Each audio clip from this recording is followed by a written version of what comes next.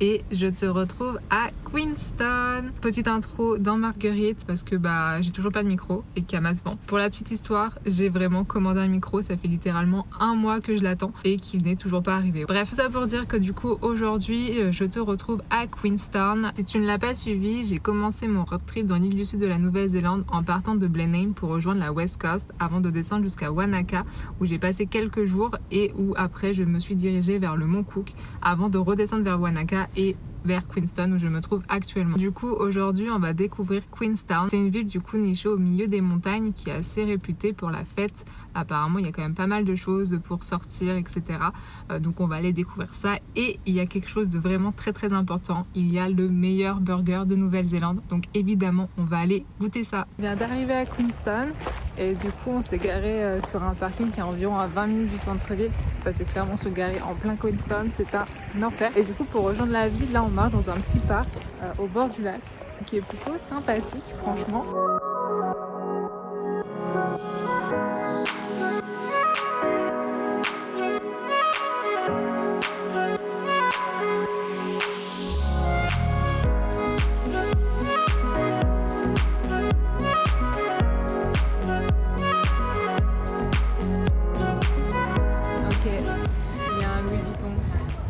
Derrière moi, donc on sait clairement qu'on est sur une ville riche.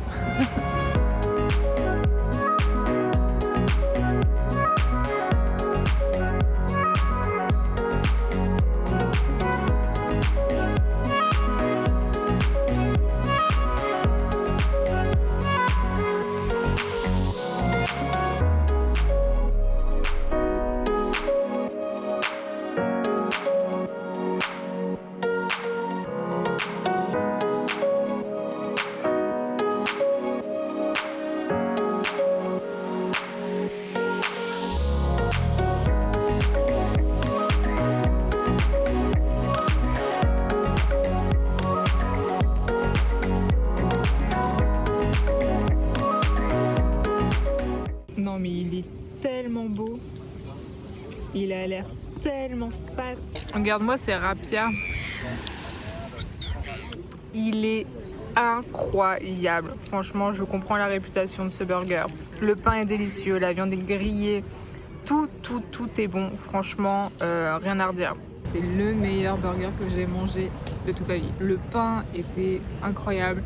Le steak bien grillé, les ingrédients. En vrai, c'était finalement un burger simple, genre avec de l'avocat, du bacon, tomates, oignons. Mais en vrai, ça marche quoi, c'est super bon, c'était incroyable. Honnêtement, j'ai kiffé. En termes de prix, franchement, ça va. On en a eu pour environ 60$, donc 2 burgers, 2 frites. Je trouve que c'est plutôt pas mal. Donc là, on va aller un peu se balader dans la ville histoire de digérer tout ça, même si j'ai clairement juste envie, c'est de me taper une grosse sieste.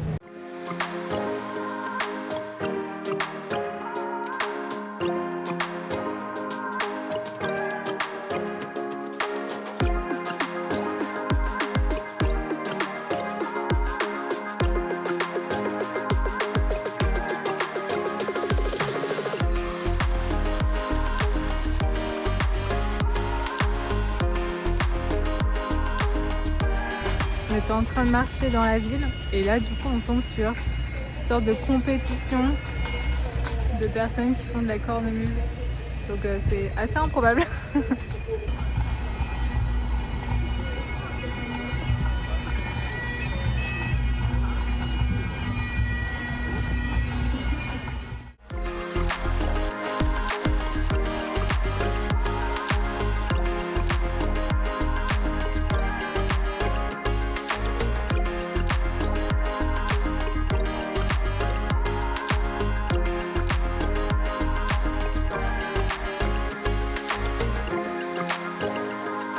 Promenade digestive dans le Queenstown Garden qui est plutôt pas mal. Il y a des petites plantes, c'est plutôt calme, il n'y a pas grand monde, c'est plutôt sympa. Il y a la petite, il y a une sorte de petite rivière derrière, là. Pas dégueu.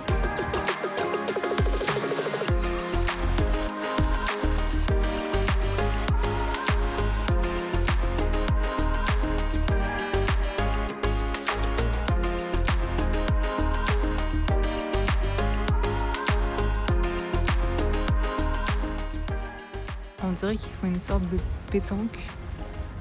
Genre, du coup, la personne ici envoie pour que ça aille du coup au plus proche là-bas.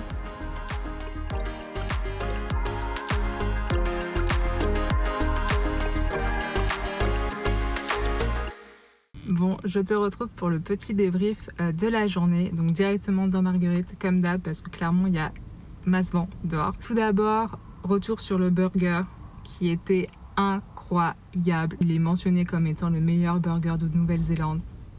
Oui, c'est clairement le meilleur burger que j'ai mangé de ma vie. Le steak grillé, le pain était incroyable, tout ce qu'il y a dedans, donc la laitue, les tomates, l'avocat, tout est bon en fait, tu sens que tout est frais. Et en termes de prix, c'est pas plus cher que ça. Nous on a payé 60$, quand on va au McDo généralement on en a pour 40$. Donc honnêtement c'est pas si cher que ça pour la qualité que c'est. Et en termes d'attente, on a dû attendre environ un petit quart d'heure. Donc c'est plutôt quand même rapide par rapport au monde qu'il y avait. Je trouve quand même qu'ils envoient. Donc franchement, largement recommandé. Pour revenir un petit peu sur la ville en elle-même, franchement, j'ai vraiment apprécié me balader dans Queenstown. J'avais un petit peu cette image de Queenstown en mode bling bling, jet set, grosse boutique de luxe, tout est très cher. Il y a effectivement du coup des boutiques de luxe, on l'a vu, il y a du Louis Vuitton, il y a du Rolex. Tu sens quand même que c'est un lieu qui respire un peu l'argent. C'est littéralement ce genre de petit village de montagne où clairement tout coûte une blinde en fait. D'un côté, c'est super joli, t'as cette architecture avec les immeubles en pierre, t'as ces ruelles pavées, etc. C'est vraiment très beau. Et de l'autre côté, du coup, t'as tout ce qui est les petites boutiques, les restos, les bars. Il y a énormément de choix si tu veux sortir. Donc je comprends aussi les personnes qui vont sur Queenstown pour faire la fête, parce que clairement, il y a masse choix. Les seuls inconvénients de Queenstown, c'est se garer et d'y dormir. Se garer, c'est un enfer. En gros, t'as pas de parking gratuit. Faut que tu payes ou alors faut que tu t'éloignes. Du coup, on s'est garé dans une rue qui était à peu près 20 minutes à pied du centre-ville. Donc en vrai, ça va. Et pour y camper, par contre, c'est un enfer. Tu as aucun camping gratuit à Queenstown. Il faut que tu payes. C'est minimum 50$ par personne et par nuit. Donc c'est clairement un budget. Du coup, on a pris un camping qui est gratuit, mais du coup, il faut rouler.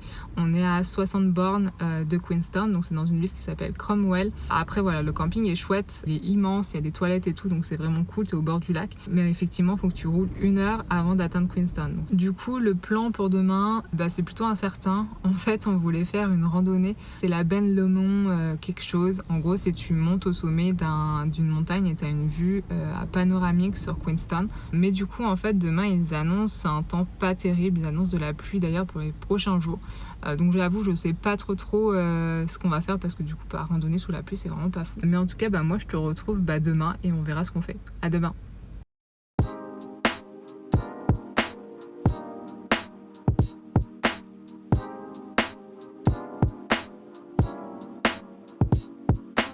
Il est 7h du mat, comme tu l'entends à ma voix, comme tu le vois, le soleil est en train de se lever. Du coup, qui dit 7h du mat dit que on va se faire la rando. On a vu du coup que les prévisions s'étaient un petit peu améliorées.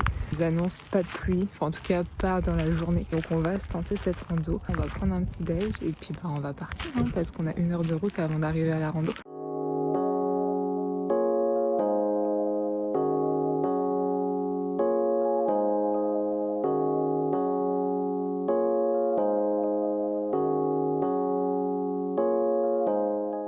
Début de la rando, du coup le but c'est de monter en haut. Enfin là c'est juste la première étape parce qu'on voit absolument pas le top. Mais du coup déjà on doit monter ça. Assez atypique comme début de rando. On commence dans un cimetière. Voilà.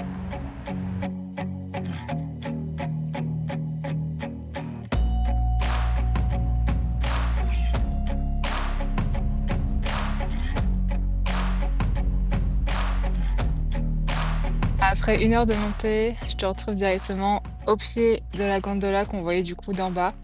Donc comme tu vois, je suis rouge, essoufflée, je transpire et c'est pas fini.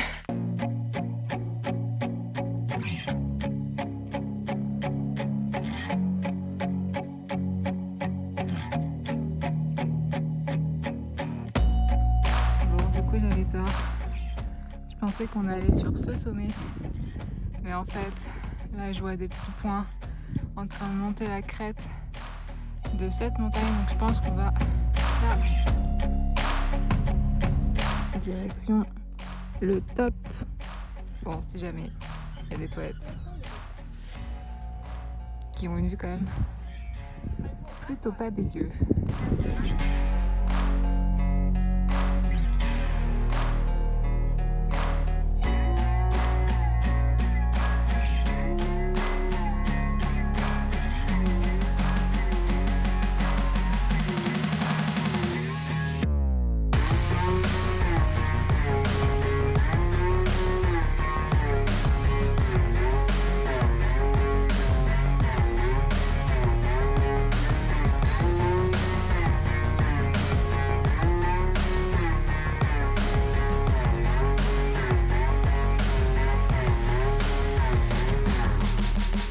On repart le même sentier par lequel on est passé. Du coup, on vient de clairement tout en bas quoi. Je te retrouve du coup directement dans Marguerite après une douche bien méritée. Du coup, petit débrief de cette rando. Franchement, elle était dure. Voilà, ça se voit à ma tête, je suis fatiguée et j'ai sûrement pris des coups de soleil aussi. Mais en vrai, la rando en elle-même est plutôt cool. Comme tu l'as vu, on a environ 1 heure qu'on passe dans la forêt à monter jusqu'au gondola. Donc là, franchement, il n'y a rien à voir. En fait, t'as des tyroliennes où tu peux faire aussi de la luge, c'est une sorte de karting. Mais sinon, il n'y a pas de point de vue ni rien, donc il faut vraiment monter. Et après, du coup, des gondolas jusqu'au top, c'est environ 2 heures. Nous, en tout cas, en tout, on a mis 3 heures pour monter. Donc en vrai, c'est long. Honnêtement, c'est très long, surtout le dernier kilomètre. Le dernier kilomètre, c'est le pire. Clairement, c'est là où ça grimpe le plus, sachant que déjà, ça grimpe tout le temps. Mais là, ça grimpe vraiment. Et en plus, en termes de sentier, c'est vraiment des petites pierres, etc. Ça glisse à certains endroits. Donc, faut faire attention. Néanmoins, la récompense au top est juste incroyable. En fait, à cette vue à 360 sur Queenstown et les alentours. Donc, franchement, c'est super beau. Les populaires, et il y a une raison, c'est parce que du coup, le top est vraiment chouette. Au total, on a mis 3 heures pour monter et environ 2h30 pour descendre. Du coup, ça fait un total de 5h30 pour faire cette rando, donc c'est quand même assez conséquent. C'est une randonnée populaire, donc il y a beaucoup de gens qui la font. Quand on est arrivé au sommet, on était une petite dizaine, donc en vrai ça va. C'est moins pire que par exemple Royce Peak. Donc mon conseil ici, c'est de la commencer le plus tôt possible. Déjà de 1, tu éviteras les gens, et de 2, t'éviteras aussi le soleil entre guillemets, parce que du coup la première partie, donc jusqu'au gondola, c'est dans la forêt, donc c'est couvert. Après les gondolas, c'est full découvert, il n'y a pas d'ombre, il n'y a rien. D'où les coups de soleil, je pense que j'ai pris. Parce que en fait, on n'avait pas pris de crème solaire. Donc ne fais pas comme moi, prends de la crème solaire et beaucoup d'eau, parce que franchement, tu vas en avoir besoin. Du coup, pour conclure, en vrai, c'est une randonnée quand même que j'ai beaucoup appréciée. J'ai les jambes très lourdes, ça fait très longtemps que j'ai pas eu les jambes aussi lourdes. Je pense que je vais avoir des courbatures pour les prochains jours. Mais en vrai, le point de vue final en vaut clairement la peine. Donc voilà, ça conclut ce vlog. Initialement, on avait prévu d'aller à Glenorchy, je sais pas comment ça se prononce, qui est situé à environ peut-être 50 km de Queenstown et où il y a aussi pas mal de randonnées à faire. Néanmoins, les campings pour dormir à proximité sont pas ultra accessibles pour les vannes. Apparemment, c'est des grosses routes avec du coup des trous. Les routes passent à travers la rivière, donc ça veut dire que s'il a plu, tu peux possiblement rester embourbé. Donc j'avoue que j'ai pas forcément envie de le tenter, sachant qu'en plus là dans les prochains jours ils annoncent de la pluie, donc en vrai ça donne pas très envie. Du coup là l'idée c'est qu'on va sûrement descendre du côté des Milford Sound. C'est ça aussi le road trip, il faut savoir s'adapter et changer ses plans un peu au dernier moment. J'espère que tu as apprécié ce vlog. Si c'est le cas, n'hésite pas à liker, t'abonner, commenter, ça me fera toujours un plaisir de papoter avec toi. Et moi je te retrouve pour de nouvelles aventures. La bise.